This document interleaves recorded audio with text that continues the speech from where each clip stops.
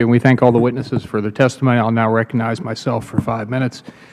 It's disconcerting to know that while protests in Hong Kong continued, the administration was working behind the scenes to finalize deals and new initiatives with China, which were announced following the APEC summit last month, deals that raise a lot of questions themselves. I think it's logical to conclude that one of the reasons for the administration's, I think, weak responses and tepid support for pro-democracy forces in Hong Kong was to ensure that these deals didn't fall through.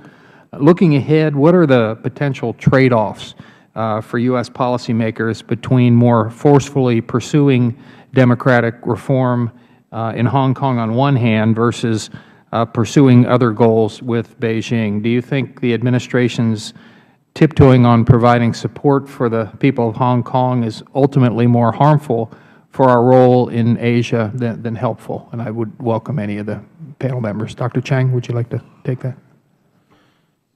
Well, sir, to begin with, I think that one of the great flaws of the approach that you have outlined that the administration is pursuing is the fact that many of these agreements, at least at this point, we have no idea about the details. And the devil, as they say, is in the details, especially because the Chinese have demonstrated with the issue of suffrage their adeptness at legal warfare. So with the example of the climate change regulations, who will measure China's emissions? Whose statistics will they use? We know that Chinese statistics are often only perhaps glancingly associated with reality. As a result, we seem to be placing ourselves at the essentially mercy of Chinese statistics. To trade off our longstanding commitment on the issue of values, as my fellow witnesses have highlighted, in exchange for a promise of Chinese compliance based on their statistics, makes buying a pig in a poke a sure, guaranteed bargain by comparison.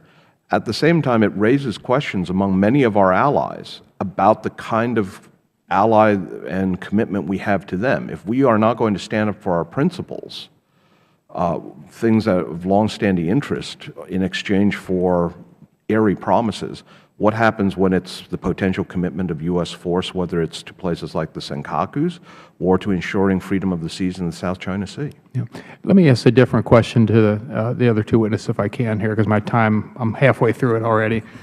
This past weekend, the most well-known student leaders were arrested, including Joshua Wong and Lester Shun, in a manner that demonstrated an alarming level of force from the Hong Kong police. Ms. Richardson or Ms. Curry, do either of you have an update on the status of these individuals, or do you have a sense of whether they'll be charged, and if so, what they might be charged with? Thanks for the question. The footage of their detention was indeed alarming. There appears to have been no provocation. They did not seem to be presenting any sort of imminent threat to the police. They're also hardly, if they were standing right here, I think we could see that they're not especially physically threatening people. Mm-hmm. And so the way in which they were arrested that day is particularly alarming. They were tackled to the ground, they were cuffed, no warning was given, no request seems to have been issued that they effectively surrender themselves. They have both been released. It's not clear whether charges are going to be pursued. It's worth noting that Mr. Wong was actually previously detained for about 48 hours until a judge, in really the finest we expect of Hong Kong's judges, essentially said the police have absolutely no basis to have detained him and let him go.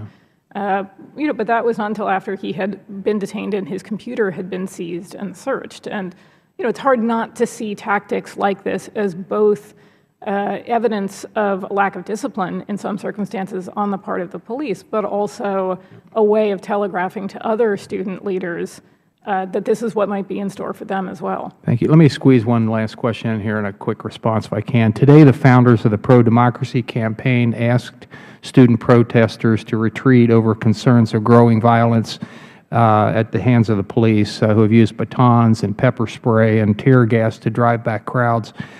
If they do indeed back down and return home, where do we go from here? Will that essentially indicate that they're capitulating to China? Or, as the founder stated, is it rather a silent denunciation of a heartless government? Okay. Great. I'm going to go with the latter, but I think that what's been amazing, not just the past 2 months, but scholarsism and the Occupy Hong Kong with Love and Peace movements predate the past 2 months, and the activities that they've undertaken have shown a level of civic commitment, discipline, and just plain politeness and competence in engaging the authorities that I think that many people have been surprised by the youth of Hong Kong and and heartened by how they've stepped forward and filled in this space. I think that Beijing fell back on its usual Marxist-Leninist tactics of ignoring the moderate opposition of Martin Lee, Emily Lau, the Anson Chans of Hong Kong, who wanted to engage them through official channels and do things moderately, and that didn't create enough of a crisis in order to justify heavy-handed rule. So they had to force a confrontation. But unfortunately for Beijing, the demonstrators and the people involved in the umbrella movement have shown themselves to be of the highest caliber of character for the most part, with a few exceptions, obviously. But when you have that many people involved, there will be. But I don't think they're going anywhere. The ideals they represent and the voices they represent and the issues that they represent aren't going anywhere, so they aren't either. Thank you. My time's expired. Let me just conclude by saying very briefly that I'm very heartened by the people of Hong Kong and the bravery and the standing up for their rights that we've seen. I have to say I'm disheartened by the administration's lack of support there, just as I was in the Green Revolution in Iran a few years back. And my time's expired. I'll now yield to the ranking member for his questions.